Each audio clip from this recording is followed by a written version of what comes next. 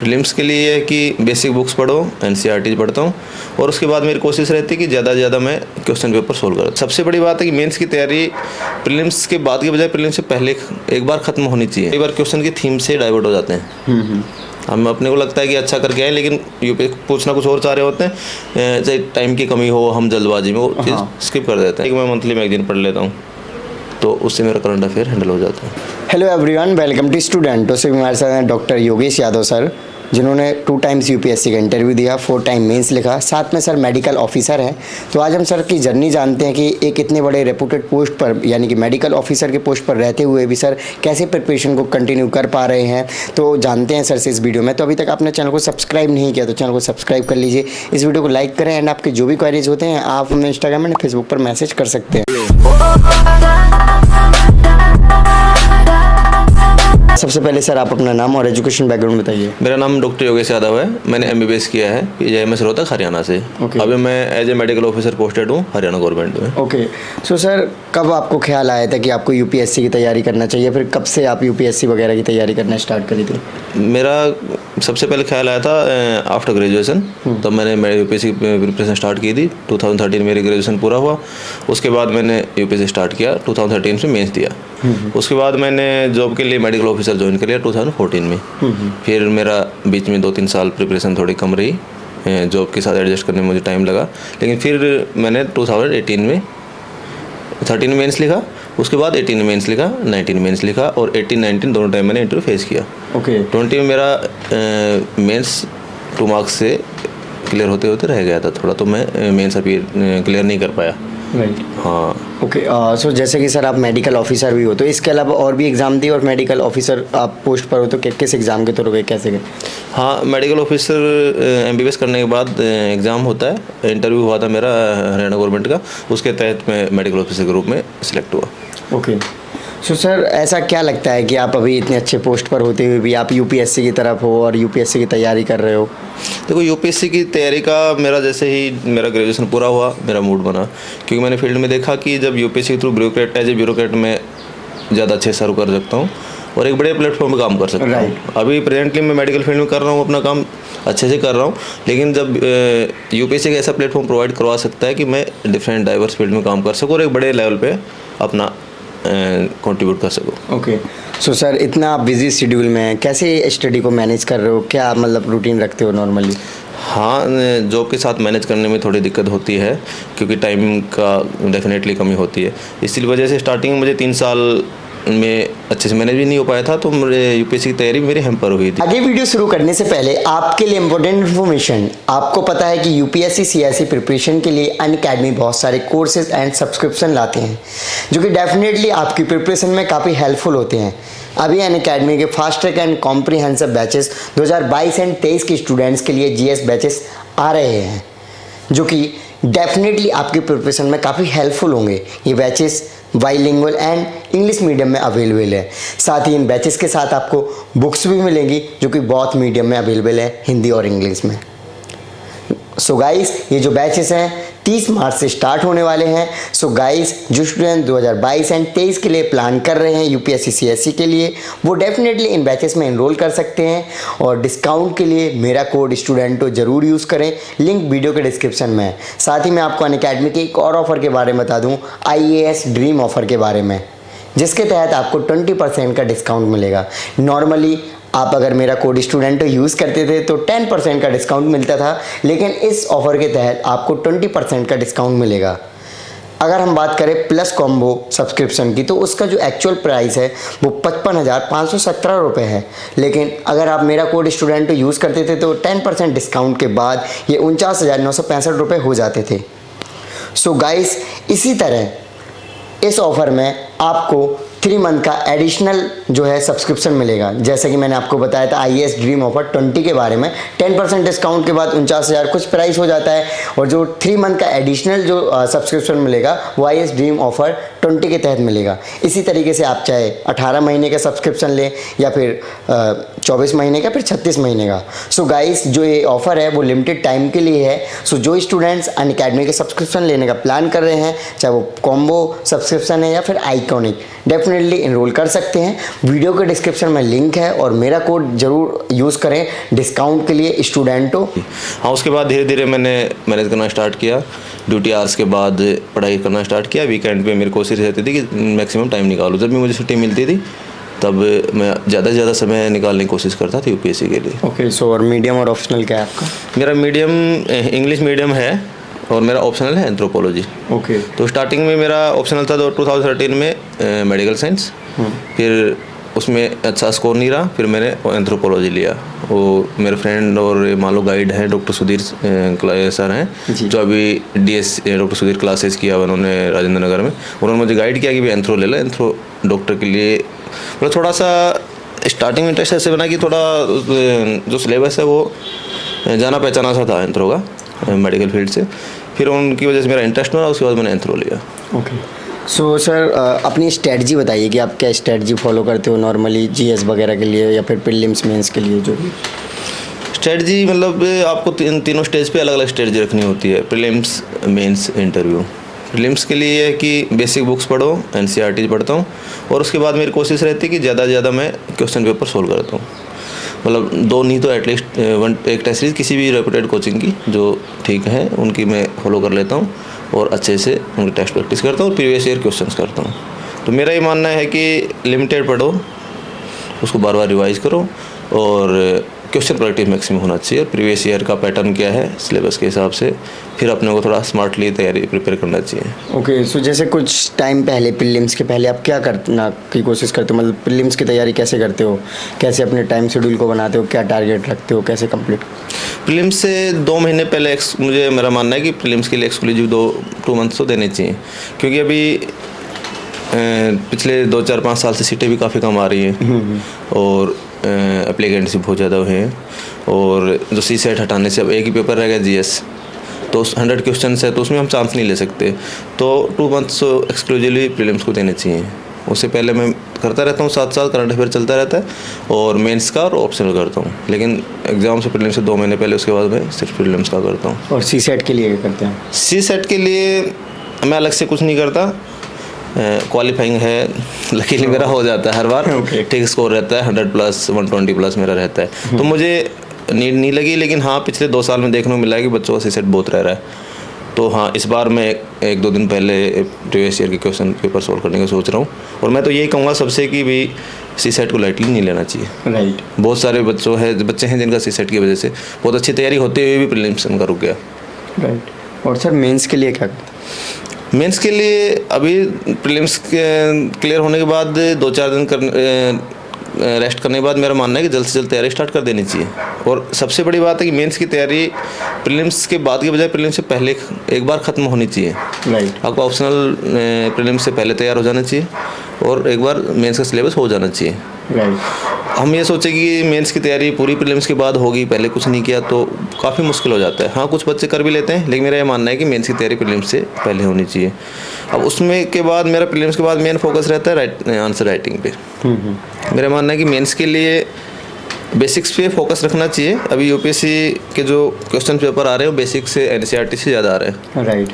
उसमें answer writing, question pattern क्या है, किस टॉपिक से क्या क्या क्वेश्चन आते हैं, उसके बाद हमें कौन से क्वेश्चन को कैसे वैल्यू एडिशन करनी है कि भी चार्ट डालना है, डायग्राम डालना है, मैप डालना है।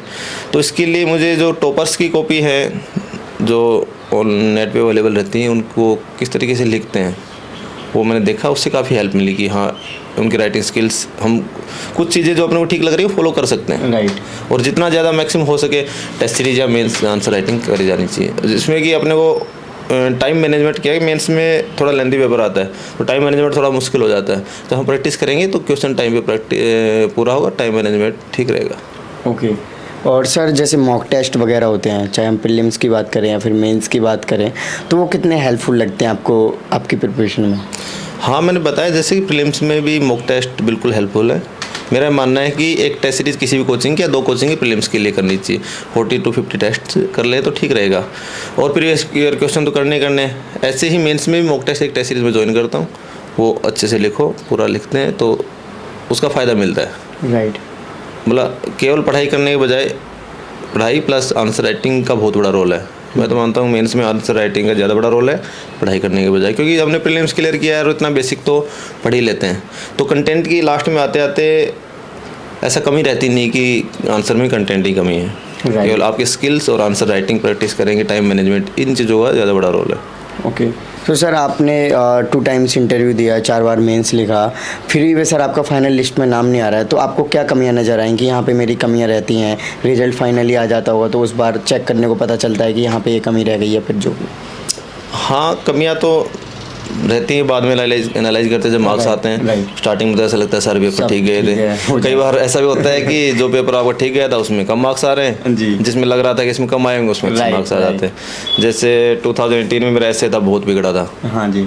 मुझे ऐसा लग रहा था कि भी ऐसे मेरे बहुत 90 मतलब बिलो 90 रहेगा, लेकिन मेरा एवरेज मार्क्स आ गया था। कुछ जीएस का पेपर था कि मेरा काफ़ी अच्छा हुआ था, उसमें मेरे अच्छे मार्क्स नहीं आए। लेकिन बाद में हम जो एनालाइज करते हैं, क्वेश्चंस को दोबारा देखते हैं कि हम कई बार क्वेश्चन की थीम से डाइवर्ट हो जाते हैं। हम अपने को लगता है कि अच्छा करके आए, लेकिन यूपीएससी पूछना कुछ और चाह रहे होते हैं, चाहे टाइम की कमी हो, हम जल्दबाजी में वो चीज़ स्किप कर देते हैं। तो मेरा मेन इशू रहा कि टाइम मैनेजमेंट का इशू रहा। जीएस में मेरा एक दो क्वेश्चन हर पेपर में छूट जाते थे 10 to 15 मार्क्स का, तो उस वजह से मेरा थोड़ा जीएस स्कोर कम रहा। राइट। हाँ, मेरा ऑप्शनल ठीक रहा। 2018 में एंथ्रो था, उस टाइम में मेरा 298 था स्कोर, और 2019 में मेरा 270 अराउंड 269 था आई थिंक, है ना। तो ऑप्शनल मेरा ठीक रहा। उसमें ठीक रहने के पीछे गाइडेंस भी था कि भी हाँ, वो जो बताया ना मेरे फ्रेंड डॉक्टर सुधीर हैं, उन्होंने काफ़ी एक चीज़ भी कैसे आपको अटेम्प्ट करना है, आप वो क्या क्या चीज़ लिखना है, करंट को कैसे एंथ्रो से लिंक है, तो उन्होंने काफ़ी हेल्प करा। तो इस वजह मेरा ऑप्शनल में तो अच्छा मार्क्स रहा, लेकिन जीएस में कम रहा। इंटरव्यू में मेरा एवरेज मार्क्स रहा, एक बार 151 था, एक बार 159, तो मतलब बिलो एवरेज कह सकते हैं। तो इंटरव्यू में थोड़ा स्कोप था और जीएस में, इस वजह से मेरा दिक्कत है। सो सर, जो करंट अफेयर्स वगैरह है, क्योंकि करंट अफेयर्स हर बार चेंज हो जाता है, हर साल चेंज हो जाता है, तो कैसे तैयारी करते हो? करंट अफेयर्स के लिए क्या पढ़ते हो आप? करंट अफेयर्स के लिए मेनली तो न्यूज़पेपर ही है। उसके बाद कोई कोचिंग की जैसे मंथली मैगजीन है, वो मैं फॉलो करता हूँ। मैंने देखा है कि जो मेंस प्रीलिम्स में मेंस में करंट अफेयर ज़्यादा पूछ रहे हैं, वो ज़्यादा जो बहुत हाईलाइटेड टॉपिक होते हैं, जो सिलेबस से रिलेटेड होते हैं, उनसे पूछते हैं। ऐसे बहुत माइन्यूट या मतलब अपने को कॉमन टॉपिक से ज़्यादा पूछते हैं। तो जब आप अच्छे से न्यूज़पेपर फॉलो करो, एक न्यूज़पेपर बहुत है, इंडियन एक्सप्रेस या हिंदू, मैं हिंदू पढ़ता हूँ, उससे मेरा कवर हो जाता है। एक मैं मंथली मैगजीन पढ़ लेता हूँ, तो उससे मेरा करंट अफेयर हैंडल हो जाता है। राइट। हाँ जी। ओके। सो सर, आप अभी टाइम मैनेजमेंट को लेकर बात कर रहे थे, तो टाइम मैनेजमेंट की इम्पोर्टेंस के बारे में बताइए, क्योंकि आप उस चीज़ों को झेल रहे हो, फिर वो नए स्टूडेंट्स को कैसे मैनेज करके चलना चाहिए, कल को उनको ये प्रॉब्लम ना फेस करना पड़े। मैं तो ये कहूँगा कि जो स्टार्टिंग का प्रिपरेशन का इनिशियल फेज होता है, उसमें हम लोग टाइम मैनेज कई बार टाइम ख़राब कर देते हैं, कंसिस्टेंट नहीं रह पाते, है ना, डेडिकेशन की थोड़ी कमी होती है, तो वो सबसे इम्पोर्टेंट टाइम होता है। उसको यदि हम अच्छे से यूटिलाइज कर लें, तो उस टाइम जो एनर्जी होती है वो अपने फुल एंथुजियाज्म होता है, एनर्जी अच्छी होती है, तो यदि उस टाइम हम अच्छा टाइम यूटिलाइज कर लें तो उसका बहुत बेनिफिट मिलेगा। तो अब ऐसा नहीं कि आप सारे दिन नहीं पढ़ सकते, कुछ लोग जॉब के साथ भी तैयारी करते हैं, जॉब के साथ भी हम कर सकते हैं, लेकिन अपना सबसे ज़रूरी चीज़ कंसिस्टेंसी। आपका टाइम टेबल होना चाहिए, सुबह उठते डिसाइड करोगे आज मुझे क्या करना है, आपका टारगेट बनाओ, यदि वो अचीव होगा तो हमें और बूस्ट मिलेगा। Right sir. तो हाँ, प्रैक्टिकल होना चाहिए टारगेट, ऐसा नहीं कि आज मैं सब कुछ पढ़ दूंगा, वो पूरा नहीं हुआ, फिर आधा ही पूरा नहीं हुआ, फिर हम लोग फिर उसको छोड़ देंगे। Right sir. तो मैं कहूँगा कि सबसे पहले सिलेबस देखो, कितना सिलेबस है, मुझे कौन कौन सी बुक्स पढ़नी है, और उसमें भी आपका जो रिसोर्सेज लिमिटेड होने चाहिए। ऐसा नहीं मैं आज ये बुक पढ़ रहा हूँ, हिस्ट्री की 5 किताब पढ़ दी, 10 बुक्स पढ़ दी, उसके बाद रिविजन हुआ नहीं, कुछ भी याद नहीं। जो भी स्टैंडर्ड बुक्स है वो पढ़ो, 10 किताबों पढ़ने बजाय किताब को 10 बार पढ़ो। राइट। तो और अपना टारगेट और अपना बैठ के पूरा रोड मैप तैयार करो, उसके हिसाब से फिर टारगेट पूरा करने में कॉम्प्रोमाइज़ नहीं करना चाहिए। Right sir. पहले प्रायोरिटी रखनी चाहिए कि मुझे ये पूरा करना, हाँ उसके बाद कुछ भी करें। Right sir. Okay. So sir, जैसे अभी आप मेडिकल ऑफिसर भी हो, बहुत सारे स्टूडेंट्स होते हैं, फिर जो लोग होते हैं वो एक बार जॉब पा लेते हैं, फिर अपना लाइफ एकदम चिल मूड में जीते हैं कि भाई गवर्नमेंट जॉब लग गई, अब कुछ करना नहीं है, बस सैलरी आएगी उस तरीके से। लेकिन सर आप बार बार असफलताओं का सामना भी कर रहे हो और जॉब भी कर रहे हो, तो सर ऐसा क्या मोटिवेशन है कि आपको इस फील्ड में कंटिन्यू बनाए रख रहा है? मैं कर रहा हूँ यूपीएससी अपने आप में मोटिवेशन है। Right sir. अभी मैं जॉब कर रहा हूँ तो ज़्यादा मोटिवेशन मिलता है, क्योंकि मैं फील्ड में देखता हूँ कि एज ए मेडिकल ऑफिसर में कितना काम कर पा रहा हूँ, एज ए ब्यूरोक्रेट कितना करूँगा। वो मैं चीज़ें प्रैक्टिकली देखी है, नज़दीक से देखी है। तो जॉब करने से पहले तो हमें इतना नहीं पता होता कि कैसे काम होता है, गवर्नमेंट कैसे काम करती है, लोगों की क्या प्रॉब्लम्स होती हैं। तो जब हम जॉब करते हैं तो चीज़ों को बहुत करीब से देखते हैं, पब्लिक की क्या क्या समस्याएं हैं, सोसाइटी में क्या प्रॉब्लम है। आप एज ए मेडिकल ऑफिसर कितना कंट्रीब्यूट कर पा रहे हो, एज ए डॉक्टर कंट्रीब्यूट करते हैं, एज ए आईएएस कितना कंट्रीब्यूट कर पाएंगे, तो फिर आपको ज़्यादा मोटिवेशन मिलता है, मेरा ये मानना है। तो जॉब करने से मुझे चिल वाली ठीक है, एक जॉब सिक्योरिटी रहती है, उसका तो फ़ायदा मिला, लेकिन मोटिवेशन भी उससे अच्छा रहता है, क्योंकि अपने रहता है कि भी हाँ मैं और बड़े प्लेटफॉर्म पे काम कर सकता हूँ। Right sir. So medical officer में क्या काम होता है नॉर्मली सर, और आप किस तरीके से? मैं अभी पीएससी लेवल पे हूँ, तो पीएससी लेवल में मेनली प्रिवेंटिव काम होता है, उसके बाद ओपीडीज होती हैं, कभी हमारी इमरजेंसी ड्यूटीज भी होती हैं, तो प्रोग्राम्स होते हैं गवर्नमेंट के, जैसे नेशनल हेल्थ मिशन हो गया, टीबी प्रोग्राम हो गया, ये सारे प्रोग्राम, वैक्सीनेशन हो गया, तो ये सारे प्रोग्राम मैनेज करने के साथ साथ आपको पेशेंट्स की ओपीडी भी देखनी होती है, तो ये मेनली इमरजेंसी भी देखनी होती है, उसमें ड्यूटी लगती है। अभी पिछले 2-3 साल में तो आपको पता है कोविड में, हाँ, तो इस वजह से भी काफ़ी कम टाइम मिल पाया, कोरोना में काफ़ी हेक्टिक रहा डॉक्टर्स के लिए ना, काफ़ी इमरजेंसी ड्यूटी रही, सारी चीज़ें संभालनी पड़ी। ओके, सो कोई ऐसा इंसिडेंट जो जॉब के दौरान आप शेयर करना चाहते हो? नहीं, देखो डॉक्टर के लिए डेली नए इंसिडेंट्स होते हैं ना, तो ऐसा स्पेसिफिक इंसिडेंट्स तो अभी तुमने नहीं याद कर पा रहा, लेकिन हाँ डेली नया इंसिडेंट्स होता है, हर इंसिडेंट्स अपने आप में। हाँ, कोविड में बहुत सारी चैलेंजिंग चीज़ें मिली कि काफ़ी एकदम स्पेशली सेकेंड वेव में ना, कि डॉक्टर्स की भी हमारे पास रिसोर्सेज लिमिटेड थे, उसमें हमें काम करना था, और एपिडेमिक भयंकर था, तो इसमें काफ़ी चैलेंजिंग देखने को मिला है। ओके, सो सर आप इतने टाइम से प्रिपरेशन कर रहे हो और आप डेफिनेटली काफ़ी बार इंटरव्यू गए हो, तो सर कुछ ऐसे पॉइंट्स होंगे जो कि आपको लगता है कि हर यूपीएससी एस्पिरेंट फॉलो करेगा तो डेफिनेटली वो अपने गोल को अचीव कर पाएगा? सर मेरा ये मानना है कि कंसिस्टेंटली लगे रहेंगे, परसिवरेंस रहेंगे तो सफलता मिलती है। मैंने बाकी लोग भी देखे, हाँ खुद की प्रिपरेशन में खुद को भी लगता है कई बार कि बीच बीच में पढ़ाई हमारी हैम्पर हुई है, वो जो कंसिस्टेंसी चाहिए थी वो हो सकता है कहीं ना कहीं हमने लैक किया है। तो मैं तो ये कहूँगा कि हाँ, मोटिवेशन के साथ, एंथुसियाज्म के साथ हम लगातार लगे रहेंगे, प्रॉपर डायरेक्शन में लगे रहेंगे। हर बार की भी रबी किस कमी की वजह से मेरा नहीं हुआ, या इसमें क्यों परफॉर्म नहीं कर पा रहा, या बाकी जो लोग कर रहे हैं उनसे हम सुन सकते हैं, बात कर सकते हैं। आजकल तो नेट पे सब अवेलेबल है, उनके इंटरव्यू सुन लो आप, तो आपको सारी चीज़ें पता चल जाएंगी कि ये लोग क्या कर रहे हैं, हम लोग कहाँ कमी है। और मेरा ये मानना है कि कोई भी हो सकता है सिलेक्ट ना। ओके, यदि लगा रहेंगे, हम मोटिवेटेड रहेंगे, गोल के लिए लगे रहेंगे तो हाँ हो जाएगा। ओके, सो एवरेज आप कितने घंटे पढ़ लेते हो अभी डेली सर? अरे होता है जॉब के साथ तो वीक डेज में तो मेरा कम ही होता है, मेरी एवरेज 6 to 7 आवर्स तो ड्यूटी होती है। उसके बाद ड्यूटी के बाद मैं जितना टाइम मिल पाता निकालने की कोशिश करता हूँ। हाँ, लेकिन वीकेंड पे तो मैं 10 से 12 घंटे की कोशिश करता हूँ मैक्सिमम टाइम निकल जाए, जिससे कि बाकी जो मेरा पढ़ाई का जो टारगेट है वो पूरा हो जाए। ओके, सो अभी जो 2022 का एग्ज़ाम आने वाला है, तो उसके लिए आप किस तरीके से प्रिपेयर हो रखे, इस बार दे रहे हो? हाँ, इस बार मैं अटैम्प्ट दे रहा हूँ। लास्ट ईयर मैंने अटैम्प्ट नहीं लिया था क्योंकि कोरोना में काफ़ी कम टाइम मिल पाया था, ड्यूटी ज़्यादा होगी, तो मुझे ऐसा लग रहा था कि हाँ, फिर एक ब्रेक का भी लग रहा था, मुझे लग रहा था कि ब्रेक लेना चाहिए मुझे भी। तो हाँ, इस बार मैं अटैम्प्ट ले रहा हूँ। अभी अराउंड 2 मंथ्स बच रहे हैं एग्ज़ाम के, तो अभी मैं टेस्ट सीरीज़, जो मॉक टेस्ट की टेस्ट सीरीज़ कर रहा हूँ, क्वेश्चन प्रैक्टिस कर रहा हूँ, और बेसिक बुक्स।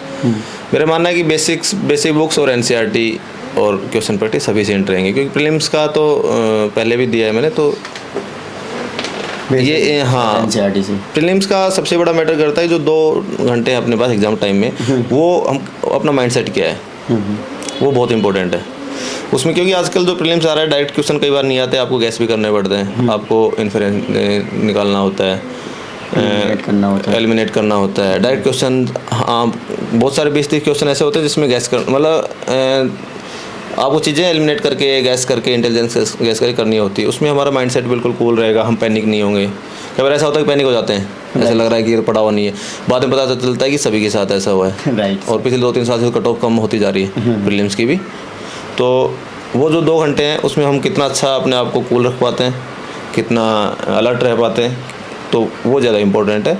बेसिक बुक्स पढ़ो और क्वेश्चन प्रैक्टिस करो, उसके बाद तो फिर ओके, सो लास्ट में कोई मैसेज जो नए एस्पिरेंट है जो तैयारी करना चाहते हैं? मेरा तो ये मैसेज है कि यार लगे रहो, जी। है ना, और डेडिकेशन के साथ लगे रहो, बस बीच में छोड़ना मत। और हर एग्ज़ाम देखो अपने आप में ना मुश्किल होता ना आसान होता। राइट। ये यूपीएससी का एग्ज़ाम मैं नहीं कहता कि बहुत मुश्किल है, लेकिन डिफरेंट है। इसकी आपको डिफरेंट अप्रोच रखनी पड़ती है। प्रीलिम्स के लिए अलग अप्रोच है, मेंस के लिए अलग है, इंटरव्यू के लिए आपको अलग अप्रोच रखनी पड़ेगी। हाँ, लेकिन लगे रहेंगे तो अच्छे चांसेस हैं कि हम निकल जाएंगे। तो मतलब होपलेस नहीं हो ना, ओके। अपनी तरफ से मैक्सिमम दो बस। कम से कम ये ना रहे कि भी मैंने अपना 100% नहीं दिया। Okay okay, thank you so much sir for your lovely message. So guys, आपने देखा कि सर ने अपनी जर्नी को डिटेल में बताया, साथ में वो क्या स्ट्रेटजी फॉलो करते हैं, किस तरीके से प्रिपरेशन कर रहे हैं। सो आई होप आपको ये वीडियो अच्छी लगी होगी, तो इस वीडियो को लाइक करें। अभी तक आपने चैनल को सब्सक्राइब नहीं किया तो चैनल को सब्सक्राइब कर लीजिए। एंड आपके जो भी क्वेरीज होते हैं आप हमें इंस्टाग्राम एंड फेसबुक पर मैसेज कर सकते हैं। इन सभी की लिंक वीडियो के डिस्क्रिप्शन में। जय हिंद।